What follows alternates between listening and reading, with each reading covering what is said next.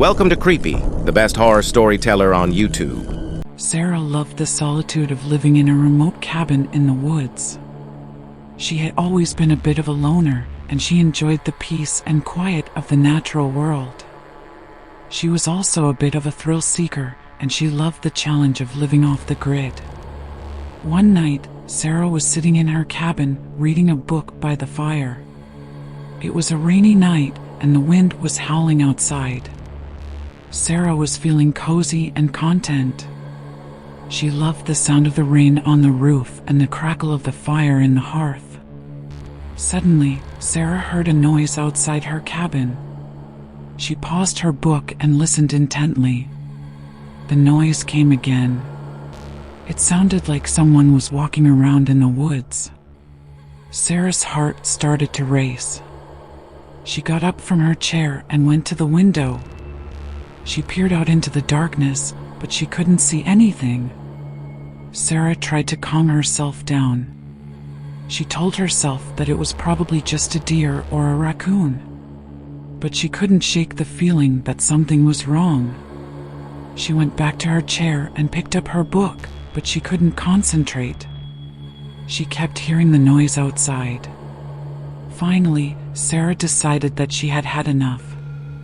She got up from her chair and went to the door. She locked it and then went to all the windows and locked them too. She felt safer, but she was still nervous. She went back to her chair and tried to read her book, but she couldn't focus. She kept thinking about the noise outside. Sarah got up from her chair and went to the window again. She peered out into the darkness, but she still couldn't see anything. She was starting to feel really scared. She decided to go to bed. She figured that if she was asleep, she wouldn't be able to hear the noise outside. Sarah got into bed and pulled the covers up over her head. She closed her eyes and tried to fall asleep. But she couldn't.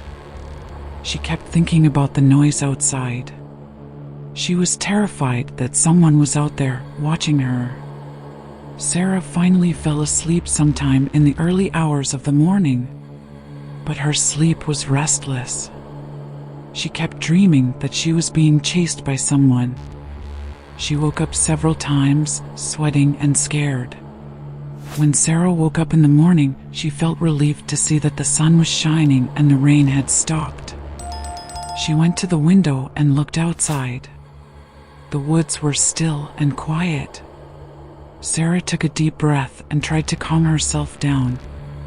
She told herself that everything was going to be okay. But as the day went on, Sarah couldn't shake the feeling that she was being watched. She kept hearing strange noises outside her cabin. She would see shadows moving in the woods. She started to feel paranoid and afraid.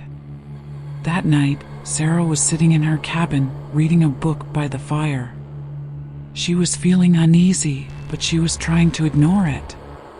Suddenly, she heard a noise outside her window. She jumped and dropped her book.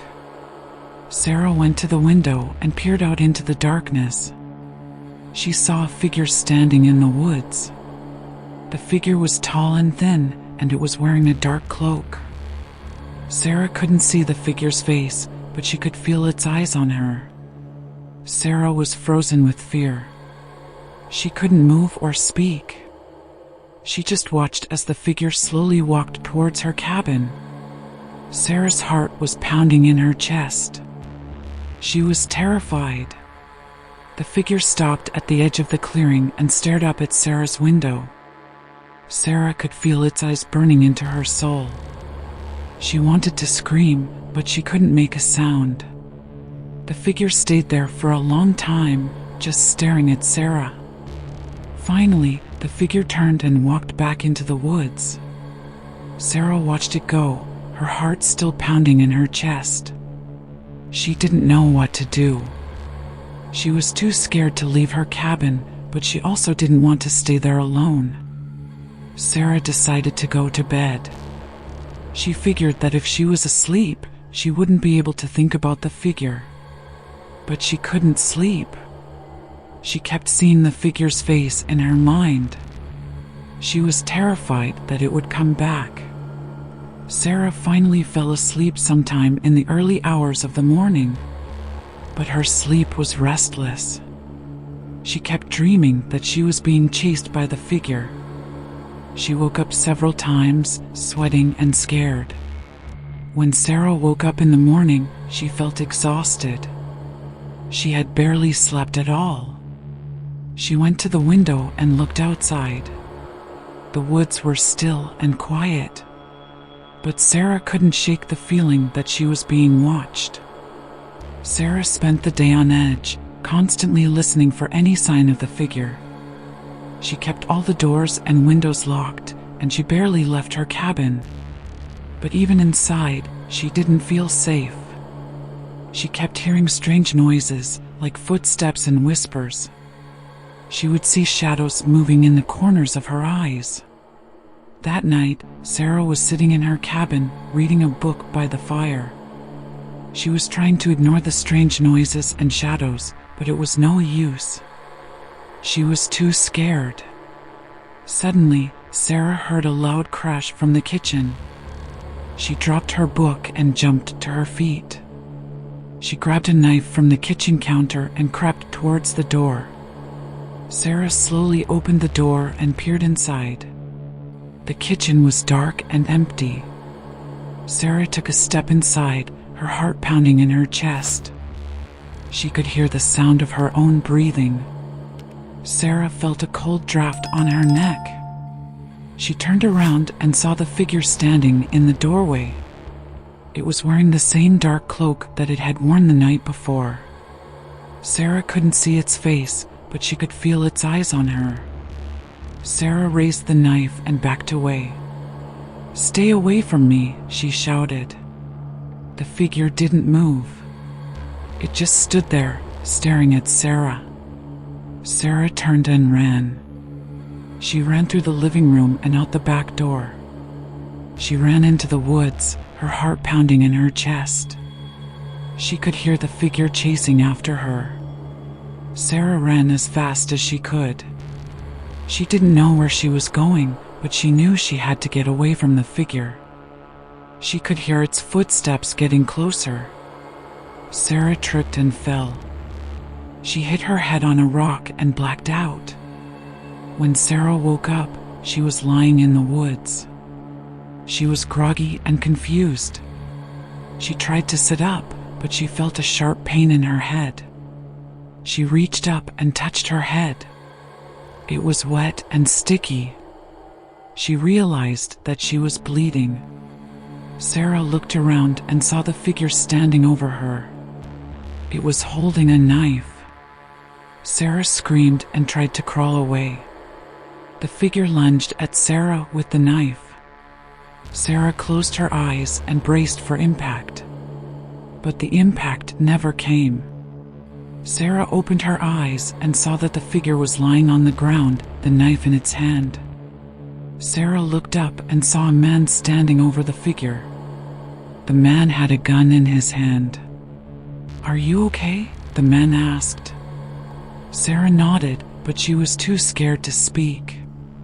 The man holstered his gun and helped Sarah to her feet. He took off his jacket and wrapped it around her shoulders. "My name is John," the man said. "I live down the road. I heard you screaming and I came to investigate." Sarah took a deep breath and tried to calm herself down. "Thank you," she said. "I don't know what I would have done without you." John helped Sarah back to her cabin. He cleaned up her wound and gave her some pain medication. "You should stay with me tonight," John said. "It's not safe for you to be here alone." Sarah nodded. She was too scared to stay in her cabin alone. John drove Sarah to his house. He gave her a room to stay in and told her to get some rest. Sarah lay in bed, but she couldn't sleep. She kept thinking about the figure and the man who had saved her. She didn't know who the figure was or why it had attacked her, but she was grateful to John for saving her life.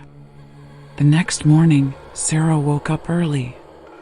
She went downstairs and found John sitting at the kitchen table. "Good morning," John said.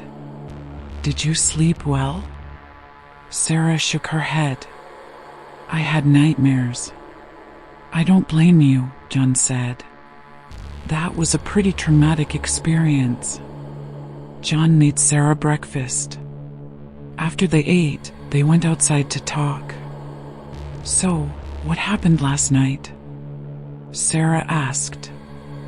"Who was that man?" "I don't know," John said. "I've never seen him before." "But why did he attack me?" Sarah asked. "I don't know that either," John said. "But I'm going to find out." "How?" Sarah asked. "I'm going to track him down," John said. "And when I do, I'm going to make him pay for what he did to you." Sarah looked at John. She could see the determination in his eyes. She knew that he would keep his promise. Sarah spent the next few days at John's house. She was too scared to go back to her cabin. John was very kind to her. He took care of her and made sure she was safe. One day, John told Sarah that he had found the man who had attacked her. His name was David Miller, and he was a convicted criminal. He had been released from prison a few months ago. John told Sarah that he was going to track down Miller and bring him to justice. Sarah was scared, but she knew that John was the only one who could help her. John tracked Miller down to a motel in a nearby town. He went to the motel and confronted Miller. Miller pulled out a knife, but John was faster.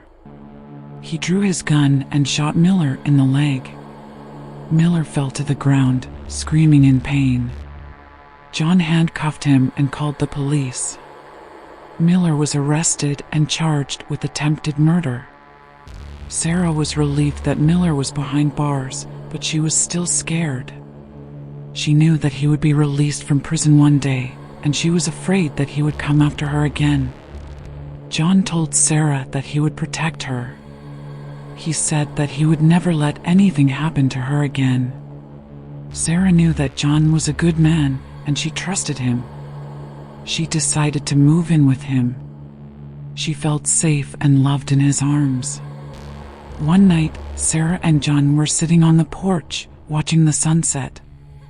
Sarah turned to John and said, "Thank you for saving my life." John smiled at Sarah. "I would do anything for you," he said. Sarah leaned in and kissed John. She knew that she had found someone who would love and protect her forever. A few months later, Sarah and John got married. They had a small ceremony in their backyard, surrounded by their closest friends and family. Sarah was happy. She had finally found the love of her life. She was also safe. John would never let anything happen to her again.